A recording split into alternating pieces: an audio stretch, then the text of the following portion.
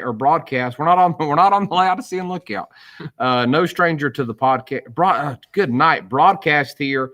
What I'm going to do quickly is we're going to edit this here. Johnny, go ahead and type there whatever we need to type, and then hand me back the phone. Everybody do us a favor, like and share this. That's what I'm doing right now. Paranormal broadcast with Brother Tillis. That's all. All right, because it doesn't show up on the thing. You know what I mean? All right, Brother Tillis, it's good to have you on, brother. We've had technical difficulty. It's been paranormal in here today. It always is. It always is. Everything works perfect right up until the moment of the show. Yeah, exactly. Everybody, just really quick, let's just do a quick sound test. If you can hear, Brother Tillis, tell us who you are, where are you from, where are you headed, praise God. No, just kind of talk regularly, just so we can get a quick sound check. Well, we're down here just south of Tampa on the west coast of Florida. Been here about 20 years, started the church 20 years ago. Of course, right now we are sitting in the Soul Trap lair. And behind the camera, we have the Beast Man himself, Mr. Kevin, handling all the production and technical issues. So we're glad to be a part and excited to be a part of this 24-hour broadcast that you have, raising money for the church and for the church building. So it's a really cool thing, and we're excited to be a part of the Backwoods Bible broadcast. Every time we come on, it almost seems like we've got some dire news to bring people up to date on, but hopefully tonight we'll just have fun talking about the trouble that is and not the trouble that's coming. We'll see. Yeah, amen. Well, so much has happened this year. We've not really got to talk about all the fun stuff like Mothman and Bigfoot and kind of stuff. Yeah, well, we finally got a reptilian for certain in the office. So, yes, I saw him blink sideways. I know. Who's blinking sideways? Joe Biden, Kamala Harris, all of them. They're all blinking sideways? Yep. Oh, yeah. Yeah, the other night at the Super Bowl when Joe Biden was talking, Jill was doing the talking, and occasionally his medication would kick in. When he smiled at one point, I mean, it looked like a Gila monster. I mean, if he's not a walking cadaverous reptilian, I don't know what is. So definitely we are in some strange days for sure. But yeah, we're excited to be a part of the show. And we just listened before we get started. I wanted to do a part. You know, the Backwoods Bible broadcast has been a tremendous friend of the Soul Trap. And so we wanted to try to help out. And so what we wanted to do for your listeners that are viewing is in May, we are going to be doing a Bigfoot show. I'm sorry, July. It's in July. We're going to be doing a Bigfoot show in Lakeland, Florida, I believe it is. And we might even have a couple later on in the summer in Atlanta and then going up to Tennessee.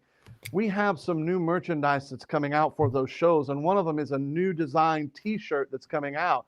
It hasn't even been released yet. It comes out in summer in time for the show. For this broadcast, anybody that donates $100 to the church fundraiser that you're raising for the building, what we'll do is we'll send them a t-shirt free of charge along with a set of stickers, 2 DVDs, and a few other little merchandise that we can put in the bag for them. So for $100, they're going to get the new t-shirt that won't come out until July. They'll get it early in March, late February, March. And then they'll get the stickers, the DVDs, and some other merch that we'll throw in there and just make it a nice little bag for them. So they have to donate $100 to the church building. But if they do that, you can give us the name, the address, and we'll get that merchandise to them as soon as those t-shirts come out. Okay. And make sure if you do that, guys, that you put it in there that you want I'm pledging $100 for we'll call it the paranormal package. How about that? The paranormal. I like it. So, I like it. Yeah. So and $100. They need to make sure that they get their name and address. Either probably the easiest way would be to contact you guys, and shirt size as well too. We don't want to send. Listen, most of these guys are Baptists, so we're going to go extra or 2X anyway. But yes, but yeah. Just want to make sure for the ladies. Yeah, absolutely. So make sure if you're going to pledge $100, and you can pledge that here on this, you can either send it. So you can go to andrewsluder777@gmail.com. That's the PayPal account. And that's for the church in India. And you can't see really the address, but it's 32 Union Street, Asheville, North Carolina, 28804. You can give on there like that. So we want you to give. This is for Church But in India. We're doing great. You can't see the total because the way the camera's positioned, but we're at $3,611. We have some people that we need to read off here. Ben Saunders gave $51. The Crokers down in Texas gave $50. Ben Saunders gave 50. Scott Tipton gave 51. And then the Barker brothers, that's Brother Todd's boys down in Texas, they gave $60. This was from their coin collection. They've been collecting coins, and they gave $60 through that. So praise the Lord for that. We want you to give. Make sure you pledge.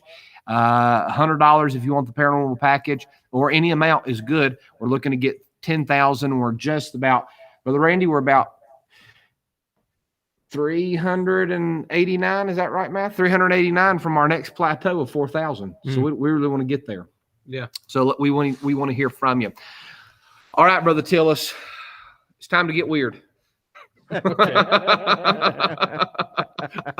Well, it's the paranormal broadcast. I'm so sick of talking about coronavirus and government conspiracy and blah, blah, blah, blah, blah. It's just, we've been talking about it for almost a year now, or well, over a year now. And I want to talk about ghosts and goblins and ghouls. Well, we also learned this past year that we can only talk about conspiracies that may not be real. Right. Yes. The real ones get you in trouble. Yeah, the real ones get you banned on Facebook. Yeah, really, really.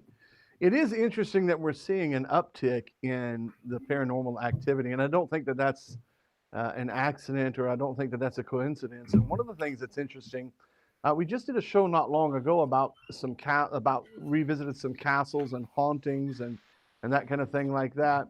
And I think that it's very, very interesting I believe personally that the powers of darkness are manifesting themselves more and more and more.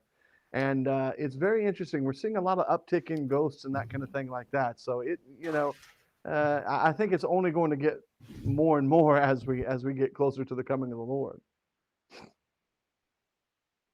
Yeah, absolutely. And I mean, the tribulation is the most paranormal time that there will ever be. I think that Jesus's ministry was, paranormal activity was super, big. And then also the tribulation period, I think it's going to be right back, where it was during the ministry of Jesus. So, Brother Tillis, we really didn't have any type of game plan for this. We didn't surprise, no game plan. But we did text you and say we wanted to do this. So we're just kind of, let you kind of gear where you're wanting to be. We'll just jump in and kind of give our 2 cents and comments, and we may even, take a few questions from the audience, like back in the old days. Yeah. So if you've got a question, a paranormal question, we don't want to know Brother Tillis's shoe size or what what kind of beard oil he uses. Private message him that. We don't care. But if you got a paranormal question here, comment it. We'll get around to those. But Brother Tillis, as far as paranormal stuff going on with things you've been looking at, what do you got for us tonight? I think what you're going to see, I think what's moving in this direction is I think you're going to see an interesting setup. And again, I know you didn't want to go down the road of the the coronavirus and all of that, but I think the next thing that we're going to be seeing very, very soon is I think we're going to see some type of I don't want to use the word revelation, but I think confirmation of life from outer space. That's the thing that we need to be looking for coming real quick. Yes. It doesn't necessarily mean that we're going to see the ship land at Washington, D.C. Mall. But I do believe that there's going to be something that has been put in place. And what's fascinating is, I was thinking about this today, almost everything that we're angry about right now, Donald Trump, in a sense, has set in motion. We don't like Fauci. He's the one that set him in motion. We don't like the masks. He's the one that set it in motion. We don't like the vaccine. He's the one that set it in motion. We don't like the military. He's the one that said that they're going to dispense the vaccine. And he is the one who said we need to have the Space Force. And I don't think that it's by accident or coincidence that the Space Force is there, from the gimbal to the tick. I think it was the Tic Tac, if I'm pronouncing it correctly, to all these different things. I think we're going to see confirmation that there is quote unquote life from outer space, and it's going to be a game changer. And I think one of the things that it's going to do is it's going to rattle the cage of the Christians, and it's going to enhance the political power of the Catholic Church. There's a great book, I actually have it right here. There's a great book called Exo Vaticanus or Vaticana by Chris Putnam and Thomas Horn. And they talk a great deal about the Catholic Church's involvement in outer space. In fact, they have and I've got it right here.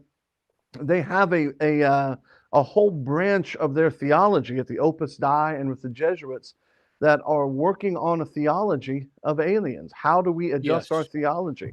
In fact, they also have the Lucifer telescope that reaches out into outer space. Go figure that. I mean, the acronym is Lucifer. And so whether it's the Catholic Church or whether it's the Phoenix Lights or whether it's Space Force, I think the next thing that Christians ought to be looking for, especially Bible believers, is confirmation that, you know what, there is life from outer space. How much that will be immediately, I don't know, but I think that's the next thing that we're going to have to look for. And I would submit this. I would say that we've tended to think that we're going to be out of here before we have any kind of issues. But it's very fascinating how much Paul, and it was an interesting conversation you just had with the gentleman. I have to say, that was one of the most humble interviews I've seen. You were very tender with him, and you could see the light going off in his mind as you were talking to him. But we've tended to think that we're out of here. But the Apostle Paul mentions angels a lot. He warns about angels a lot. He talks about angels and women in the church, angels in the gospel. It would be fascinating to think that we as Bible-believing Christians may be encountering angelic activities and actually have to implement Galatians chapter number 1. Mm-hmm. The truth is, we've never really had to implement that to its fullest interpretation. There have been people that have come along and preached a false doctrine, but there have never been angels outside of maybe the outside of the cherub or the Muslims or the Mormons, but we really haven't had to deal with that on a mass scale. And so I think it's very, very possible that that's what's on the horizon coming very soon. Well, you were talking about, this rattling a lot of Christians. Andrew, myself, Brother Caleb Hickam, we made a broadcast doing some discussion about these things. And we mentioned really what's kind of becoming more of a mainline topic, even among people who aren't King James only, talking about the Nephilim and stuff like that. And we talked about this, and, we were deceitfully edited so that it looks like we believe in little green men. But anybody who listens to that broadcast knows that this is exactly what we're talking about. Yeah. And also, you talk about the, and folks, we got a few people commenting, there is a bit of an echo. It's okay. You're okay. We're okay. Everybody's okay. So Andrew preaching, everybody okay? Everybody okay? So just deal with it. It's only when we talk. So Brother Tillis is going to be doing the majority of the talking anyway. So it's okay. But also, you talk about, we're not the UFO coming down on the White House lawn or the Washington lawn. The thing is a lot of these people mock and they constantly tell guys like me and you, Brother Tillis and Brother Randy, well, you guys aren't listening to the generation. You guys aren't listening to your surroundings and you're living in the past. Okay, well, if we're going to talk about that, then let's talk about what is being talked about now. Our government, the majority of over 50% of Americans believe in UFOs, things flying around. Our government's admitting to it. And, I don't like, Randy's mentioned them a few times today, but it's like J.C. Groves, talks about, making fun of us, the UFOs. And I said, I hope that one of those UFOs just crashes down right in front of him, because wisdom, Caleb has mentioned it, wisdom's about to be justified of her children. Yeah. And I've said that 2021 is the year of the alien. And it's going to be real bad if they show up. But man, if I'm not off Facebook by then, if I was right about the coronavirus, we're doing a 24-hour I told you so broadcast. Yeah. Well, it's interesting. I was just looking at some of the notes in this book.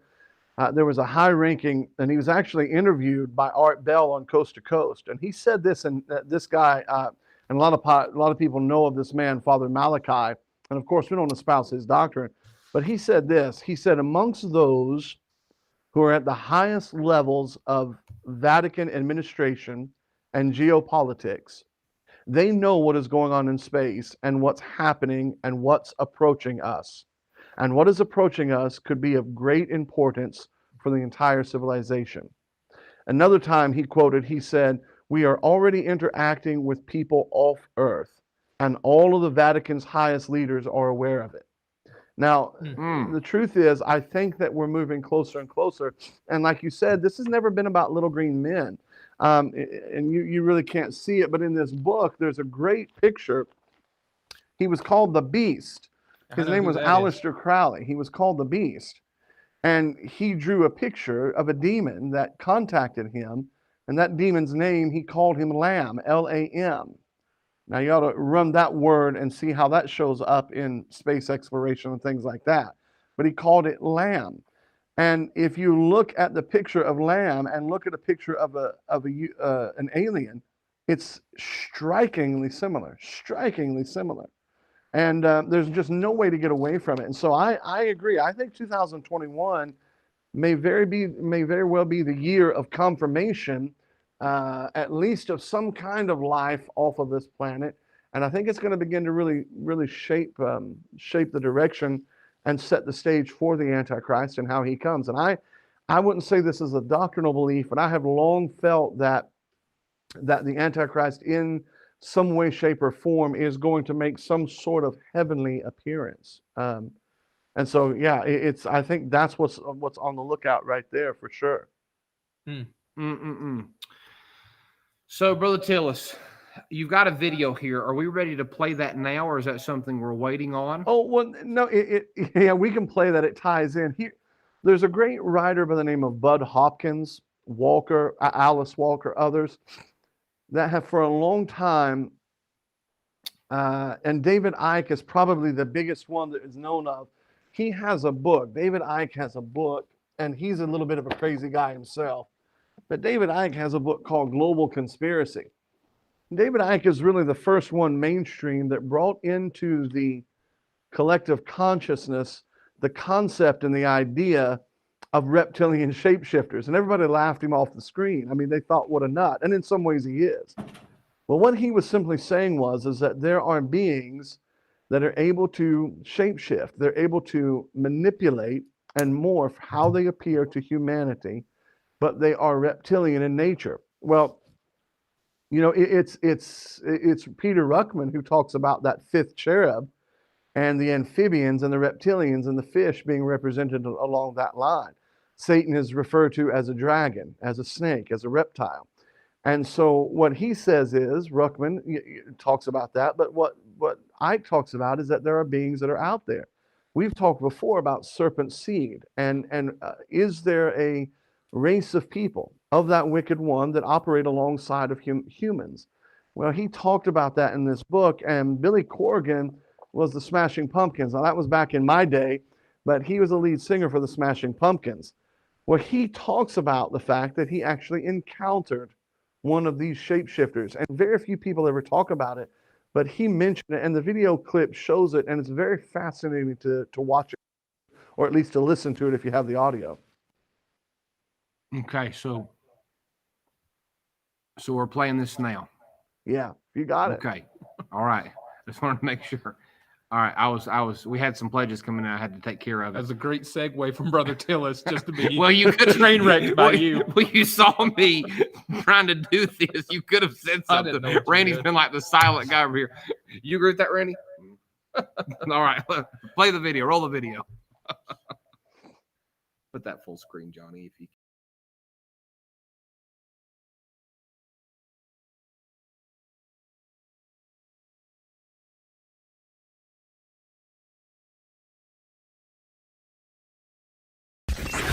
Stern Show. What happened? Give me a for instance. I want to know. I'm turning red. I'm so embarrassed. No, don't be embarrassed. Come on, share. Why not? We have to discuss these things. let's just say I was with somebody once and I saw a transformation that I can't explain. The person transformed into something other than human. Yes, I saw it. Were you on drugs? I was not. I was totally sober. Wow. You were talking with. I'm asking you some questions. If you were talking to someone, Yes. and you're having a conversation Yes. like we are now, Yeah. this close, and the person suddenly, not in a hallucination, they said to you, "Look, something's going to happen here. Mm-hmm. I'm going to morph into something else," and you're like, "This is ridiculous." That's not how it happened. Give me a please. I No, it want was to see this. Imagine you're doing something and suddenly you turn around and there's somebody else standing there. A different human. Sorta. It's hard to explain without going to detail. I'd rather not go into details. Okay, but did you say to the person, "What'd you just do here?" That's Yes, not you. and they acknowledged it. And what did they say they were? From another planet? And they wouldn't explain. Why not? Again, without telling the story, it's a really messed up story. A famous person? No. Good. Why is he Wait not a famous? minute. By the way, Why is that good? Believe it or not, they're why on didn't the you put him on wrestling? Believe it or not, they're actually a voting member of the Rock and Roll Academy. Is that true? No, I'm just. Oh, it's Jan Wenner, isn't it? But when you say they transformed into someone else or something I mean, Billy, else, I've had that I'm happen. being vague on purpose. I was with a woman once. She took her makeup off. I didn't know who the fuck she was. I'm telling you, she totally tricked me. You talk about something like that, that's a different story. Wow. I Yeah. mean, It's up there with one of the most intense things I've ever been through. The Howard Stern Show. In the music industry, it's still very much this exploitative thing. It's still very much people signing their life away, the old deal with the devil stuff. That is still going on. It's unbelievable in this day and age that is still going on.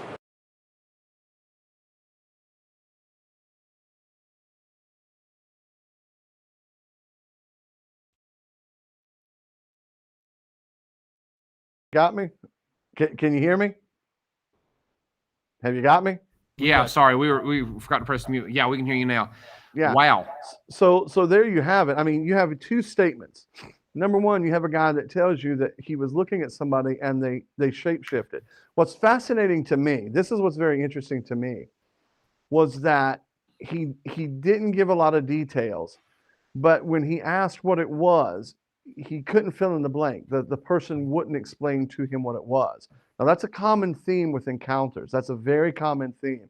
Whenever you read or study case studies about UFOs, and especially close encounters of the fourth kind or even the third kind, there is confusion there. People are confused. They're not sure what they're seeing, what they're interpreting, what's going on.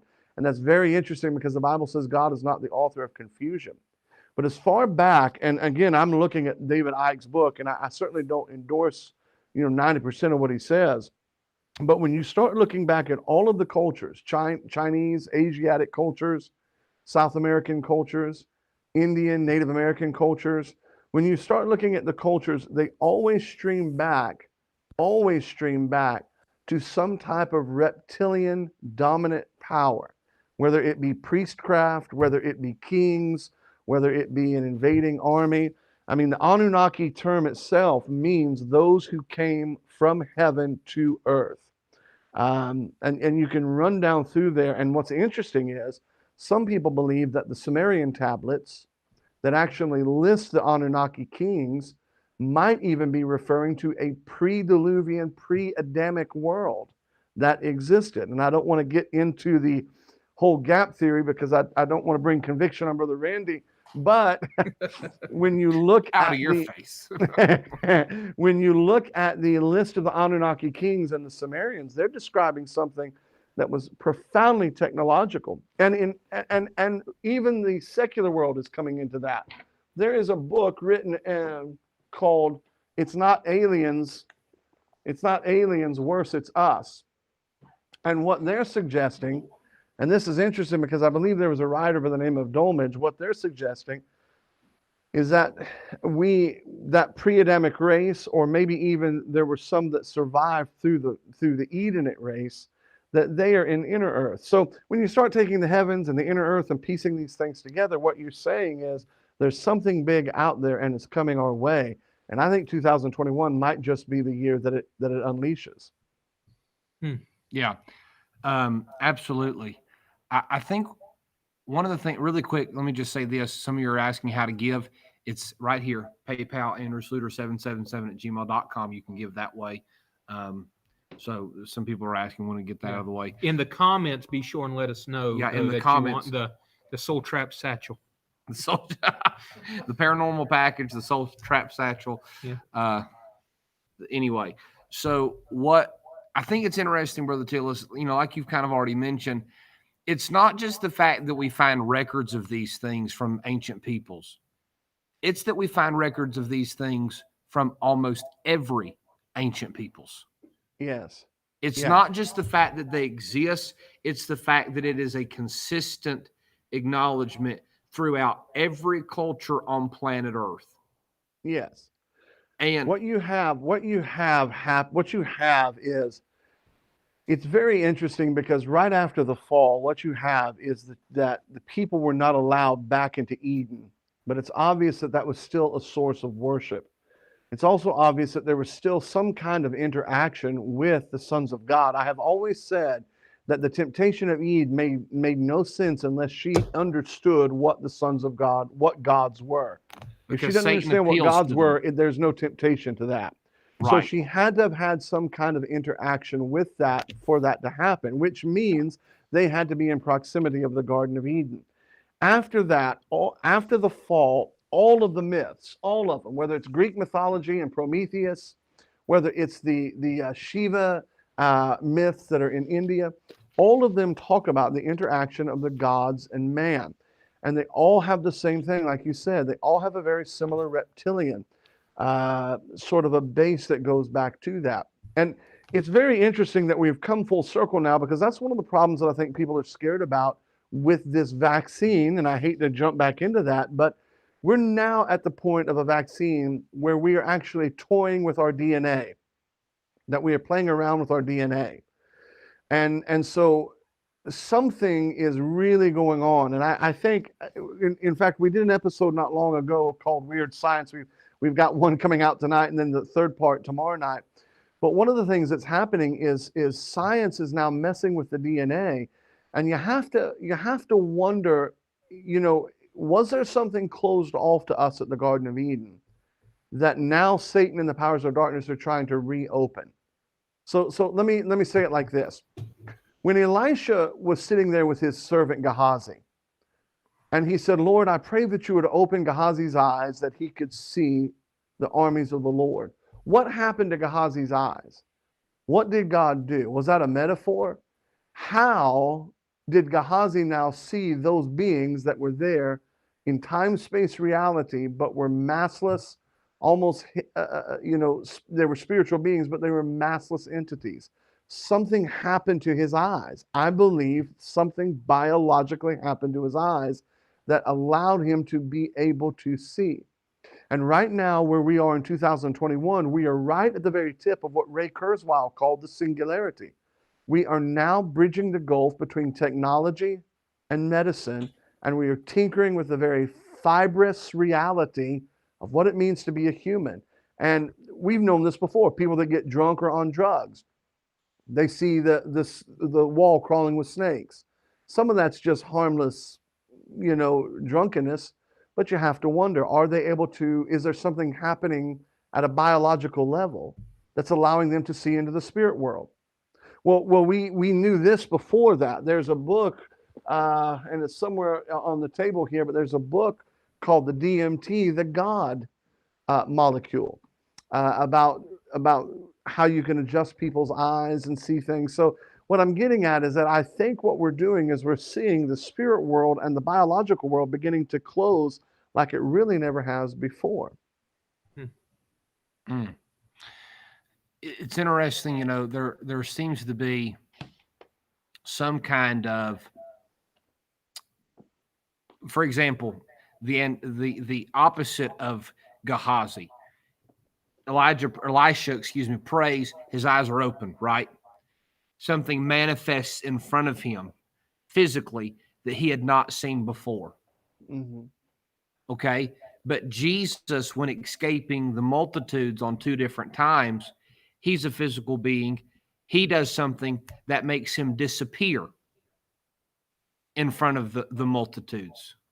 Right. So there's something, and this is where people, I think, get a little bit of confusion. Everybody believes in the spirit world, but what they have a hard time comprehending is the fact that the two worlds, the physical world and the spiritual world, they exist together.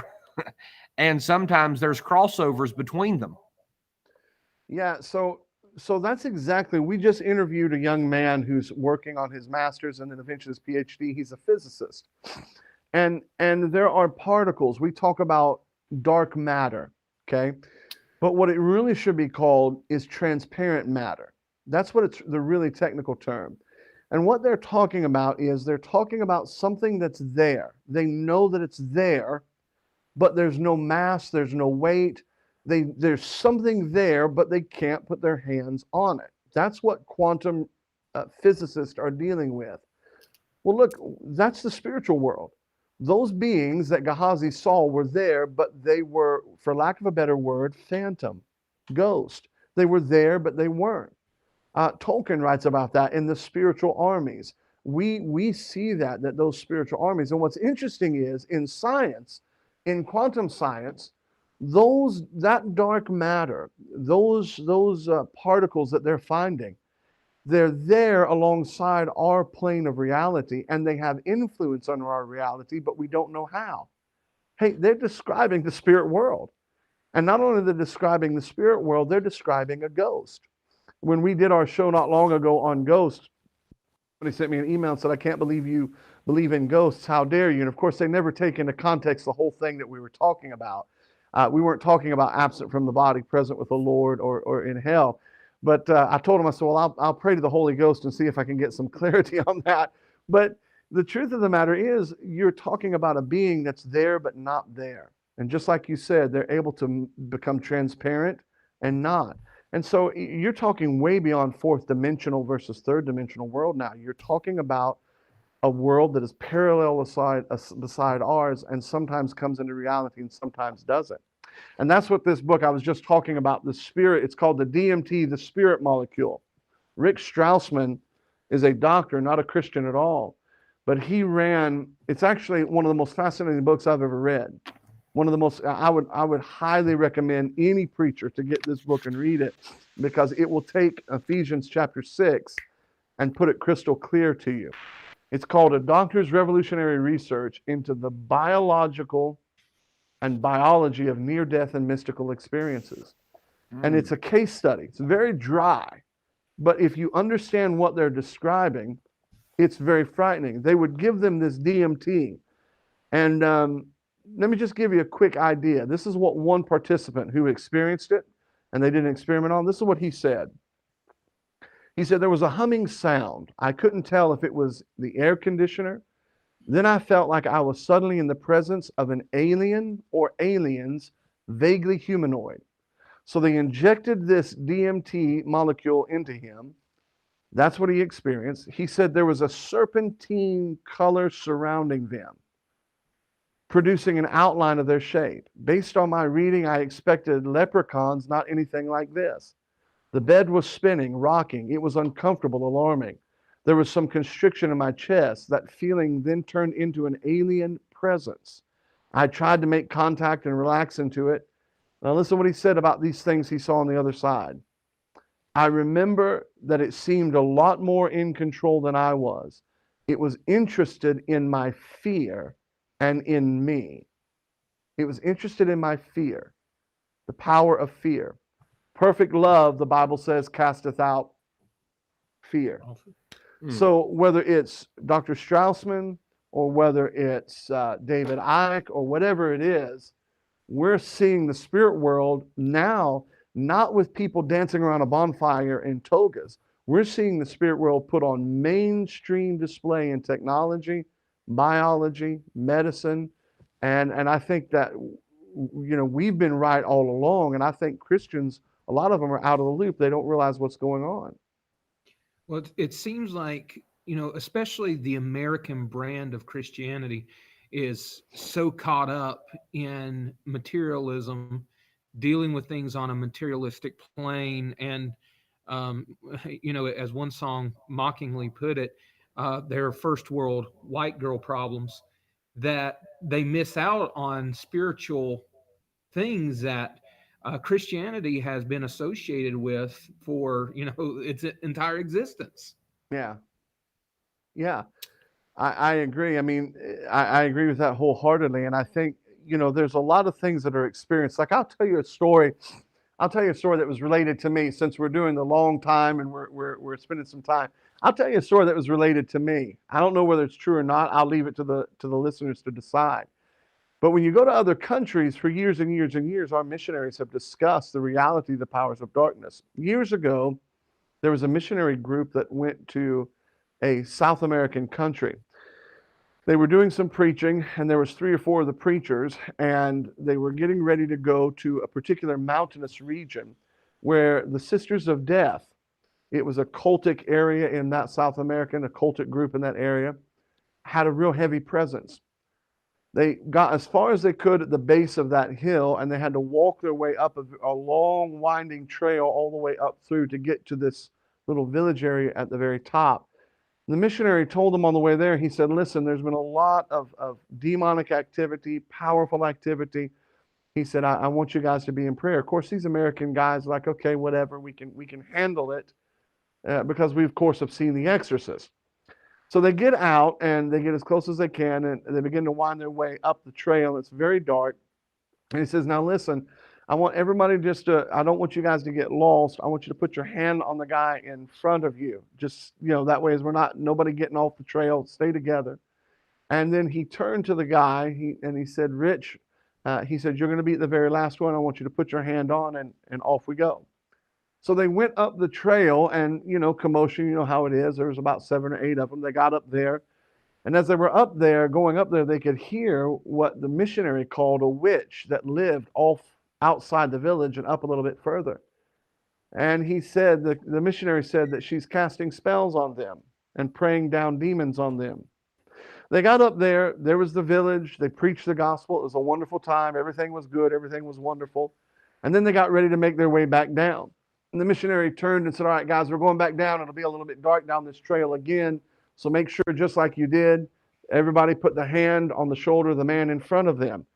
And he turned to the guy, and he said, Rich, make sure, just like coming up, you're at the very back, and you carry the back way.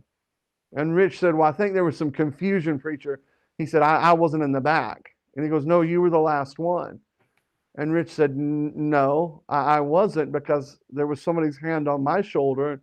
Every once in a while, they would say, watch out, or be careful, and watch where you're going.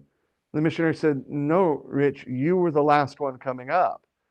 And the man got very uncomfortable. He said, I'm telling you that there was a hand on my shoulder all the way up.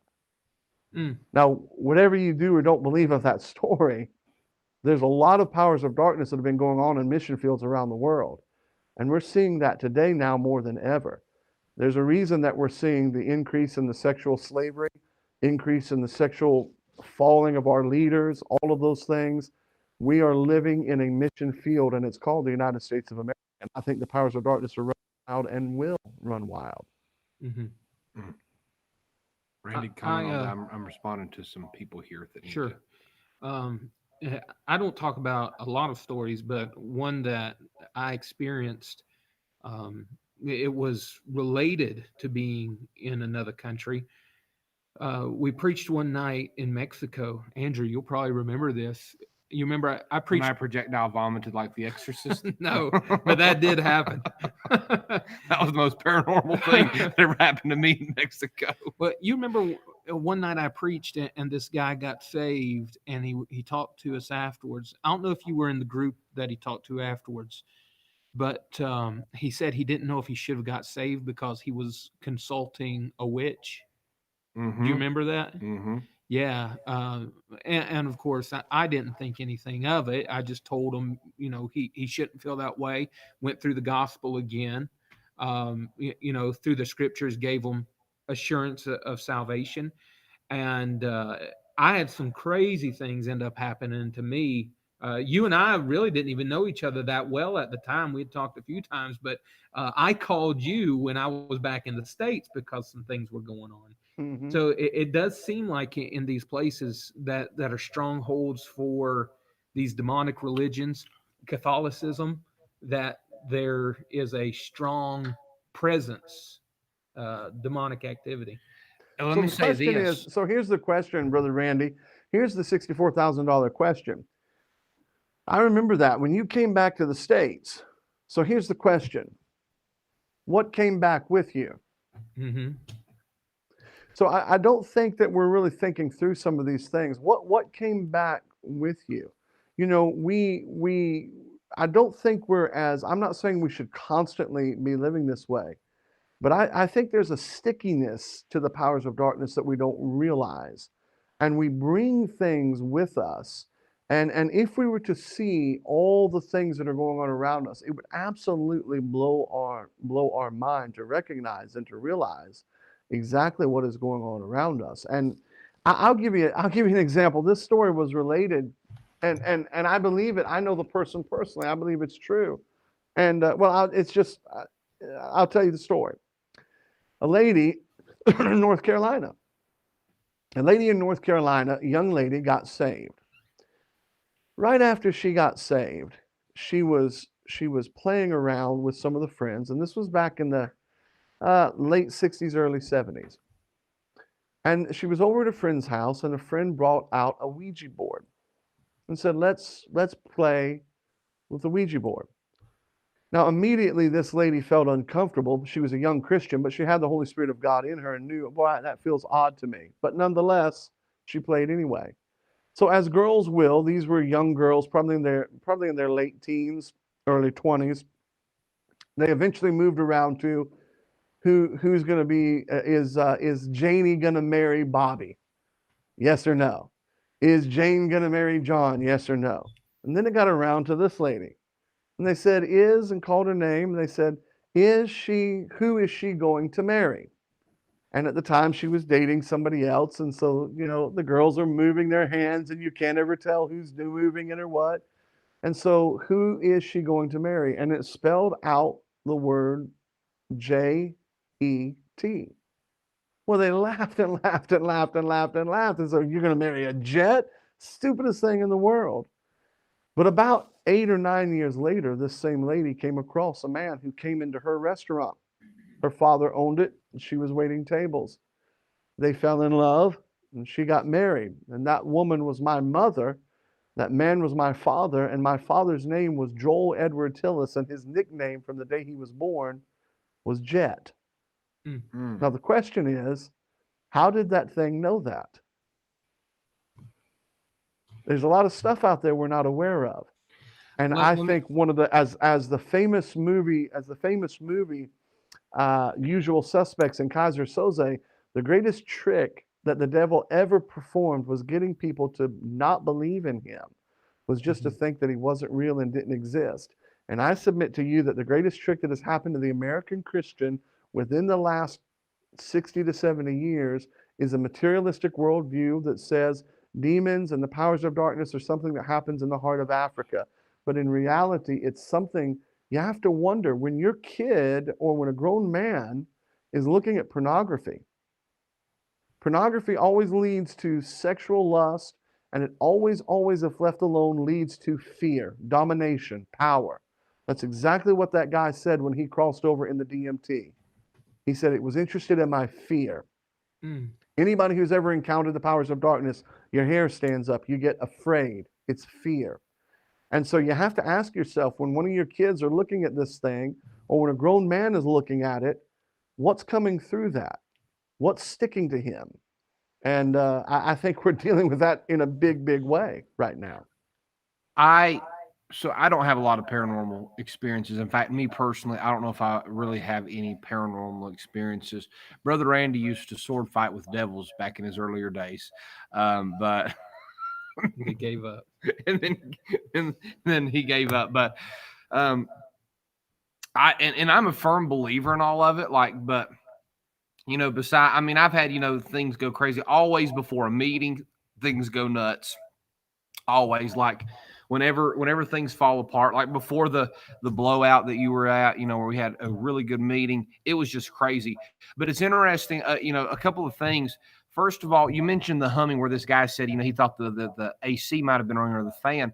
I don't know if you remember, Brother Tillis, the night here at the blowout where I'm telling you, I have never experienced anything like that. We were here. Randy, you were here. Me, you were here. My wife was here. Brother Sachs was here. Brother Sachs, am I telling this story right?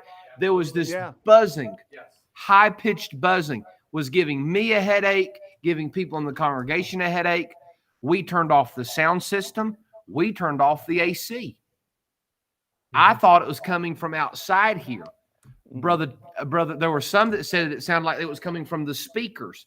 Brother Chad said he thought it was coming from outside behind the church where the front doors are.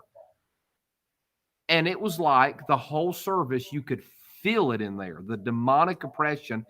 And then my hand to God, when we gave the altar call, it went away. Yeah. It wasn't the sound system. We turned everything off. There was nothing. I mean, there was nothing on in here except for the lights. It was like that. When we gave the altar call, it was like that, and the altar was flooded. Yeah, it's interesting. Sound is very, very powerful in ghost stories. When you study case studies now, it's very powerful in alien abduction. It's very powerful in the spiritual world. The first encounter that we have, in the beginning, God created heaven and the earth. The earth without form and void, and God said. The first thing that you hear is sound. It's sound. There's something about faith cometh by hearing, hearing by the word of God. There's something very powerful about sound. I'm not sure what that is.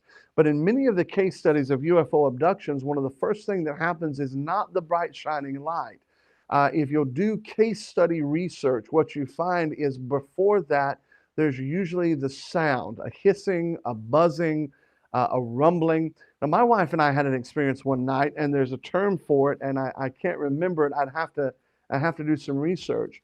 But we were sitting at home one night, and it was late, and we were sitting there. Kids were asleep. This was probably a decade ago. And we heard what we thought instantaneously. She was actually in the bedroom. I was in the living room. What we thought was almost like a very high-pitched jet engine. It sounded odd, but it was almost like a high-pitched jet engine.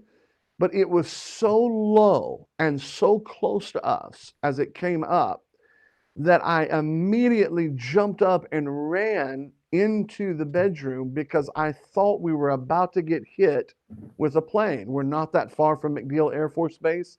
I thought a jet plane was going to hit us. It got right over top of us and boom, went dead silent. Went dead silent. We've wondered for years what that is, but listen, Paul said there are many voices in the world, none of them without signification. Remember, it wasn't all that long ago when we were hearing sky trumpets everywhere. Josephus said that he could see. It was written that there was a battle going on over Jerusalem. So you never know what's going on over the atmosphere of a pastor's house at night.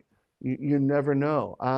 And so was that a jet? I don't believe it was. To this dying day, I do not believe it was a jet. I don't know what it was, but it was something in the air directly over our house, over our roof, that I thought was going to crash into our home, and it stopped like that.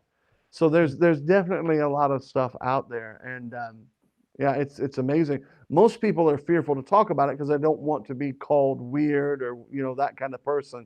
But there's probably more experiences than people realize out there. Well, I thought about it the other day. Some of the people that have a heyday mocking the ideas that we're talking about right now without doing any research whatsoever or giving any real thought to it. A lot of them are pastors, and if they talk to their congregation about experiences in their congregation, I think they would be surprised what would turn up. Because I've just casually mentioned things like this to random people I would have never, ever thought would have even given what we're talking about a moment's notice, that told me stories that were very personal to them, that happened to them, experiences that they had or their family members had. So yeah, and I don't know how this all works out. I'm not saying that I have a superstructure to hang this theory on. But the more I go, the more I do believe that the tier system